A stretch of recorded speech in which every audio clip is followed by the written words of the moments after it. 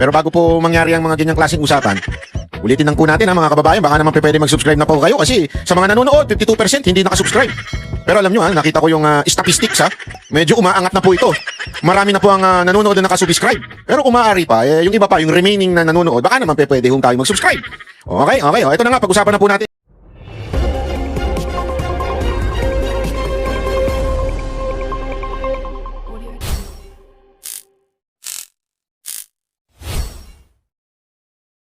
Yan po ay nagsisimbolo ng ginawa ni VP Sara Duterte nung siya po ay dumalaw doon po sa napatay po yung Ateneo shooting. At ito naman si Yusek Claire Castro dahil sa kanyang galit at hate sa mga Duterte, ayun, siya po ay nabatikos ng lahat ng mga guro sa Pilipinas dahil po sa kanyang nilalaman ng loob. Alam nyo mga kababayan, meron nga tayong tinatawag na the abundance of the heart, the mouth speaks. Yan po ay ibig sabihin po niyan kung ano talaga ang laman ng puso mo. Ang isang taong nagsasalita, pag ang malalaman mo ang laman ng puso niyan. Basta antayin mo lang. Kasi yung bibig, ano yan, sabi nga nila, napakahirap niyang pigilan. Totoo lang. Ako, agree ako dyan. Ang bibig talaga, mahirap pigilan yan. Diba, kunwari, ito, sasabihin ko sa inyo, di ba, yung mga chismisan. Bakit ba hindi maubos-ubos ang mga chismoso-chismosa? Siguro kung merong death penalty ang chismoso-chismosa sa Pilipinas, marami nang namatay. Sa totoo lang, madami na naparusahan. Totoo! Bakit to? Kasi ganito yan mga style ng mga chismoso-chismosa na hindi mapigilan yung bibig, ganito sila. Tapos kakausapin nila yung kamag-anak nila, sasabihin nila, "Psst, uy, huwag kang maingay kasi alam mo ba, yung kapitbahay namin, grabe yun. Oh, grabe yun ha. May shinare na sikreto sa akin na meron daw siyang jowang driver. Huh? Oh, pero alam mo, huwag kang maingay kasi ang sabi ko sa kanya, hindi ko sasabihin kahit kanino. 'Di ba? Hindi ko yan sa atin lang to. Kaya ko lang naman sinabi sa ito, ipag-pray natin. May ganyan pa minsan. Totoo yan. Naku po, maraming sa mga, lalo na yung mga sa mga nasa church, minsan yung chismis nila, yung pagiging chismosa nila, dala-dala pa rin nila Tapos papalitan lang nila ng, hindi, alam mo, kaya ko lang naman sinabi ito para ipag-pray natin. Si sister. Ganyan, may ganyan pa Pero ang totoo, talagang yung puso kasi nila, puro chismis ang laman ng puso, di ba? Parang ganito si Claire Castro. Si Claire Castro kasi yung galit niya, yung puot niya sa mga Duterte, ngayon, dahil gusto niya i-connect lahat ng kapalpakan ng amo niya, kailangan niya laging gagamitin ng mga Duterte. Nakarinig na ba kayo kay Claire Castro na nag-sorry siya at sinabi niyang pagkukulang ito ng gobyerno at pagbubutihin pa? Wala kayo maririnig na ganyan. Puro sa kanya, kasalanan niya ni VP Sara Duterte. Di ba? Kung hindi man kasalanan ni VP Sara Duterte, kasalanan niya nakaraang administrasyon ni Duterte. Magpapakita pa yun ng papel. May dala-dala pang papel yan. Hindi ko nga alam kung investigador ba ito o palace officer. 'Di ba? Yung press officer 'yan.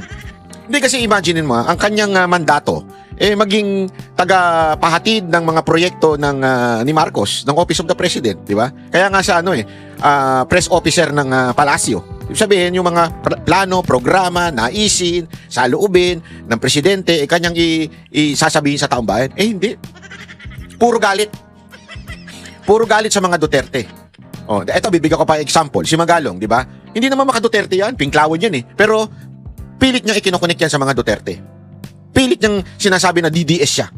Ganun yan Yan si Castro, yan ang pinaka maliit na utak na nakita kong opisyal ng gobyerno. Sino pa? Si Erice.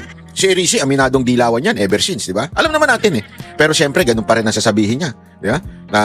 Hindi ka naman spokesperson ng Pangulo. Tapos hahanap yan, maghuhukay yan, magre-research yan, aalamin niya kung ito ba'y maka Duterte.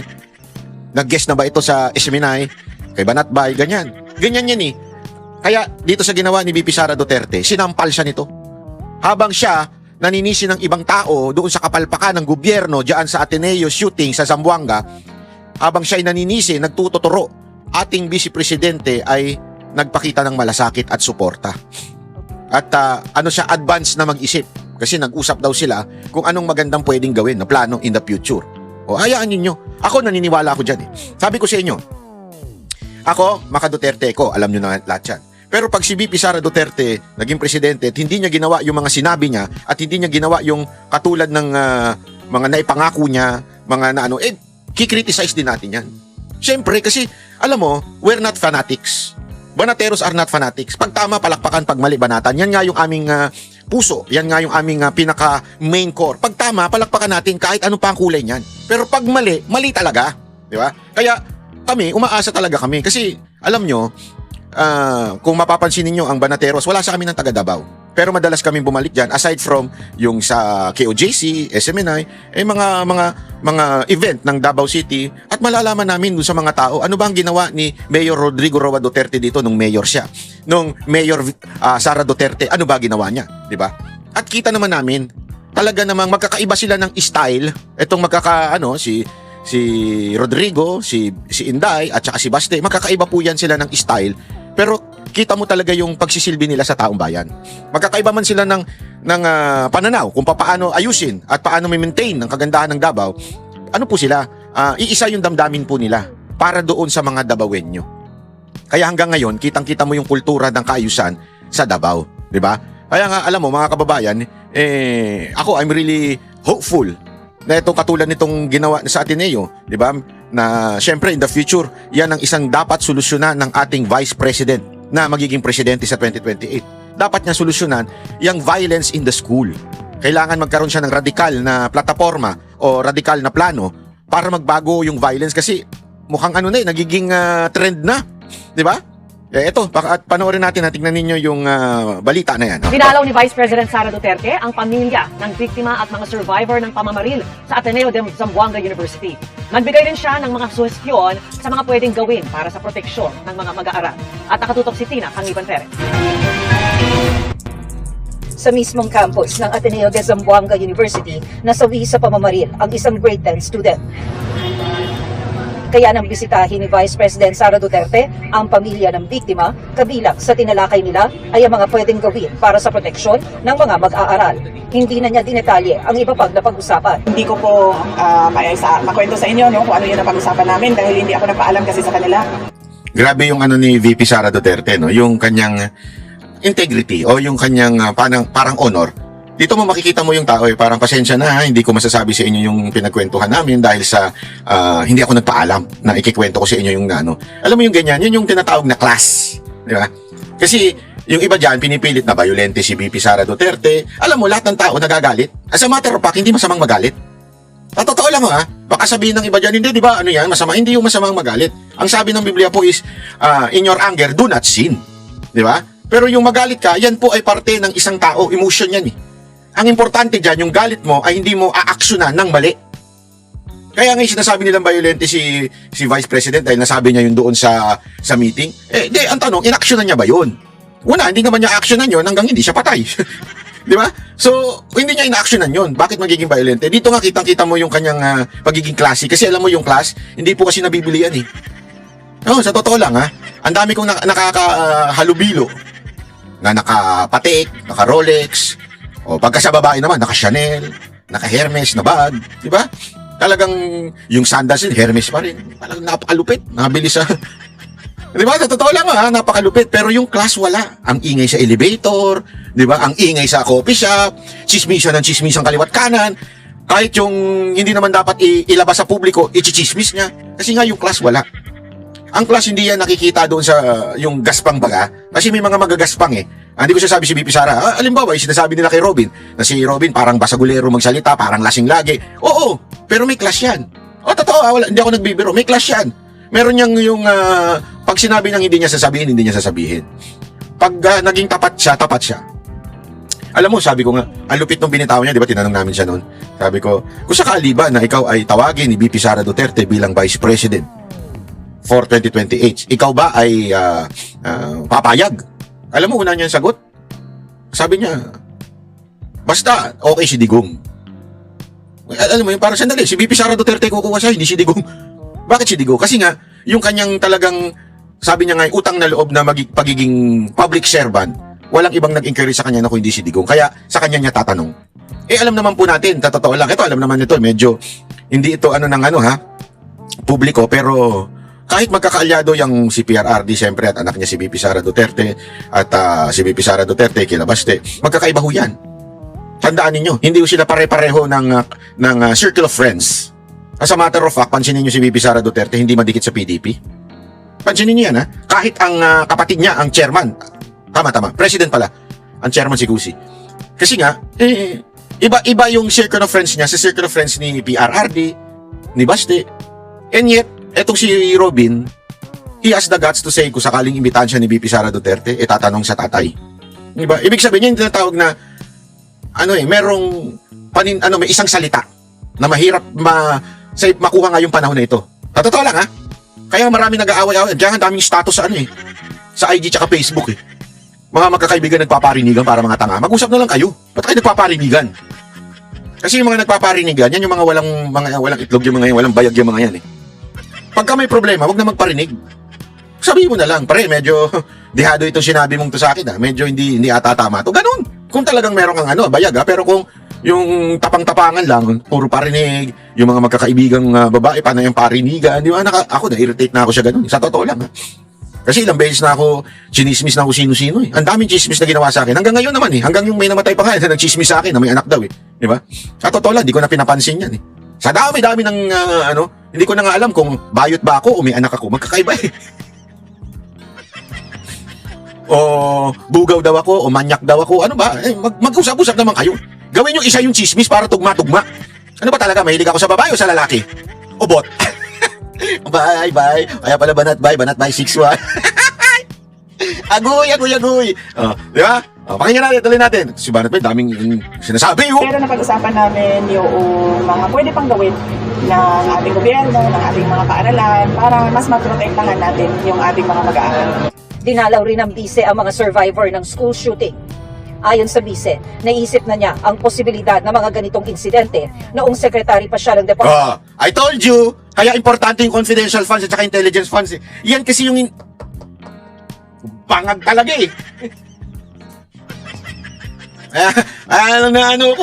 Alam mo kasi, ang tunay na leader, actually, natutunan ko din to, sinabi rin sa akin ni Yorme to, nung nagkakape-kape pa kami. Yorme, di na tayo nagkakape. Bikini Dalaw tayo kay Mocha, magkape tayo doon. Kasi ngayon may coffee kiosk na si Mocha, kaya dalawin nyo, masarap yan dyan sa may likod ng SM, San Lazaro. Kape tayo dyan, Yorme. Hindi, isa sa mga sinabi sa akin ni Yorme nun. Ang tunay na leader, hindi siya mag-aantay ng problema. He will create the problem and solve it. Hindi ibig sabihin literal na you will create, Ibig sabihin, mag-iisip ka na kaagad. Ano ba ang mga posibilidad na maging problema? Halimbawa, sa negosyo. Ano ba ang posibilidad na maging problema dito sa negosyo ko? Hindi ka talong ng talong sa isang negosyo nang hindi mo inaalam kung ano yung maaaring maging problema. Maging sa trabaho. Halimbawa, mag-OFW ka. Ano ba ang maaaring maging consequence nito? Kung sakaling pumunta ako na ibang bansa, mag-OFW ko, ano ba ang mga consequence nito? Siyempre, hindi pa pwedeng, hindi kasi, meron akong kaibigan, sabi, malaki daw kita dun sa Japan. Kaya doon nila ako pupunta, di ba? Magtatrabaho ako doon. Isipin mo dapat anong consequence yan. Una, hindi ka makakauwi. Yung mga anak mo, baka mamay maging pariwara yan. Kung hindi pa, meron yan kasi, may kailangan ng bata, binabantayan hanggang certain age, bago maging adult. Ako talaga, as much as kaya mas maano sa akin madikit sa akin o malapit sa puso ko ang mga OFW. Kasi sa totoo lang, yan ang isang bagay na sana hindi nangyayari kung meron tayong magandang gobyerno. Kung maganda ang pasahod sa Pilipinas, sabi ko sa inyo, yung mga kababayan natin na nag-OFW, hindi naman sila pupunta dyan Sa totoo lang. Hindi naman sila pupunta dyan. Dahil lang gusto nila mamasyal, hindi. Pagpapasyal, okay lang. Pero kung trabaho, hindi sila. Mas gusto nila makasama ang buong pamilya nila. Sinong gusto maging malungkot sa ibang bansa? Akala kasi, alam mo, ang mga OFW, siyempre nagpo-post siya ng mga magagandang mga tanawin, magagandang mga picture-picture. Pero deep inside them, they're sad. Bakit? Ako, nangyari sa akin yan Pantakin mo, entertainer kami noon ako noon, manager, sound engineer ng grupo ko noon, time na yun sa Qatar. Christmas. You have to be happy because you're a performer. Di ba? Ganyan kailangan ka smile. Guys, todo smile ka. Pero deep inside mo, umiiyak ka. Bakit ako naandi dito during Christmas? Pagkatapos doon na lang talaga ilala. Kaya maraming nauuwi sa mga lasinggero dyan dahil pagkatapos ng trabaho, doon mo na lang ilalabas mag-iinuman kayo ng mga katrabaho mo. Hindi ko masasabi masama yun. Ang akin lang, if there is a way para maiwasan yung ganyan, gagawin naman ng OFW yan. Dito na lang sila magtatrabaho. Pero kung wala talagang kwenta ang gobyerno natin, tulad ngayon, walang plano sa OFW. Puro lang sila reactive. Yung parabagang nagre-react lang sila na nagre-react pag may problema na. Hindi nila kinikreate yung problem na. Halimbawa, etong ginawa nilang parang ang tawag dito, yung ginagawa nilang evil ang mga Chinese. Tapos binan nila yung mga Pogo. Wala akong problema doon. Ako, galit ako sa sugal sa mga Pogo. Pero sana, ginawan nyo ng paraan. Kasi alam mo, maraming kumakausap sa akin ng mga server, mga waiter, waitress, even managers ng mga restaurant. Sabi nila, humihina daw sila. Sabi ko, bakit? Hindi, kasi ang kinikater talaga namin, mga Chinese, Korean. Ano ba nangyari? Sabi ko, sabi di ba, nung nawala yung tsaka grabe kasi yung crime dito sa Malate, kinikwento nila. May mga nadudukutan, na-snatchan. Kasi sabi ko nga, agree ako na tanggalin yung Pogo, tanggalin ng lahat ng mga kriminal. Whether Chinese, Korean, Vietnamese, okay yan, tanggalin natin yan. Pero dapat merong kang kapalit na gagawin to attract them. Ang problema, wala. Wala tayong ginagawang sa tourism. Kasi nga, yung presidente natin, hindi visionary. Hindi siya yung advance mag-isip. Mataas mag-isip, kaya mataas talaga. Pero yung advance mag-isip, hindi siya ganun. Yun ang problema natin A leader should be a visionary. Bakit? Di ba sabi nga, a man without a vision, without a country or without a vision is mawawala o malulost. Ano ba yung mismong verse na yun? Maganda kasi yung verse na yun. Maganda yun. Laging nasa utak ko yun yung about the vision, My people perish without a vision. Yun. Sabi dito, ano yun? Where there is no vision, the people perish. Proverbs 29:18. Ang ganda niyan. Yet ito'y para sa mga tao Pag ang isang leader walang vision, walang plano, walang gustong makamit, at hindi niya nakikita yung mga problema, hindi niya nakikita yung gustong gawin, walang mangyayari. Kaya nga tama dito si VP Sara Duterte. Di ba sinabi ko na sa inyo isang araw to bago ko pa napanood tong news na to? Yung plano niya nga sa DepEd, yung maiwasan yung ganito. Kasi alam niyo kung bakit? Trend yan Whether in entertainment or anything, what's happening in the States will soon happen to the Philippines. Bakit? Kasi yung kultura nila na pilit ginagaya ng mga Pilipino, yung colonial mentalism na mentality, colonial mentality, lahat ng paano gagawin, mas gusto nila gayahin ng mga Pilipino. So ito naman mga Pilipino, may utak Indio. Alam niyo yung utak Indio? Indio yung tawag sa atin noon nung tayo pa ay sinasakop ng Espanya, na sunod-sunuran lang tayo. Kung ano ipakain sa atin, yun lang. So ganun tayo, meron tayong utak na kailangan meron tayong nasa taas. At yan, lagi natin nilalagay dyan yung Western countries such as America. So pattern na yan. Kung anong nakikita natin sa Amerika, sa Europa, matik yan, tingnan nyo, mangyayari rin yan sa Pilipinas. Kaya ang ganda ng dito, pinapakita dito ni VP Sara Duterte na may vision siya. Nakita niya na yan noon, na mangyayari sa Pilipinas yan, yung mga shooting sa school. Kung saan ang hinayaan natin at hindi natin pinulitika siya sa DepEd, hindi naman siya magre-resign dun Hindi naman siya aalis dun. Kung pinabayaan lang natin yung pinagbibintang nila na confidential funds, hindi. Sana hindi nangyari itong mga ito kung hindi nila pinulitika si VP Sara Duterte. Department of Education o DepEd dahil nangyayari rin ito sa ibang bansa. Kaya nga din po na pinalakas namin yung Learners' Rights and Protection Office o LRPO noong ako ay kalihim ng Department of Education para sila yung gagawa ng programa para number 1 sa anti-bullying natin, pangalawa sa psychosocial wellness program. Mahalaga rin para sa BISE ang monitoring sa mga estudyante at personnel ng mga paaralan. Pero kung pabor ba siyang iban ang mga menor de edad sa social media, sabi niya, ang pagbabaan kasi dapat nandito sa side ng provider No? Yan. So, kung gagawa tayo ng batas, dapat ipagbawal natin doon sa mga platforms na mag-register yung mga minors doon sa kanila. Ako agree ako dyan. Yan yung agree ako. Alam mo, medyo sablay yung laging sinasabi ng iba na ibabaan yung Facebook, YouTube. Hindi yan ang solusyon. Yan yung utak ni Ontiveros na makitid. Utak Ontiveros yan, yung ganyang style. Kasi kahit anong ban mo dyan, meron at merong lalabas at makakagawa ng paraan ang mga kabataan. Ang kailangan dyan, yung mismong SOCMED. Tama yung sinabi ni Robin Ipatawag yung Meta. Pag hindi nyo nasolusyonan yan, bakit nagkakaroon ng access ang mga kabataan dyan? At bakit ang tagal nyong i-down yung mga video? Yun ang iban mo. Yung mismong Facebook. Kasi pag binan mo na makapasok yan sa Pilipinas, wala na yan. hindi na makakapasok yan. Kahit anong gawin mo. Hindi ko sinasabing iban yung Facebook, ha. Pag hindi sumunod yung Facebook, pag hindi sumunod yung YouTube, kaya nga sabi ko nga sa inyo importante rin na yung leader may utak. Magkakatulad lang ni Ontiveros ang leader. Sus, patay tayo dyan. Yari tayo dyan. Talagang para tayong magkakaroon ng ng another what is empathy? Ayun, gano'n na lang. Magkakaroon tayo ng ganyan.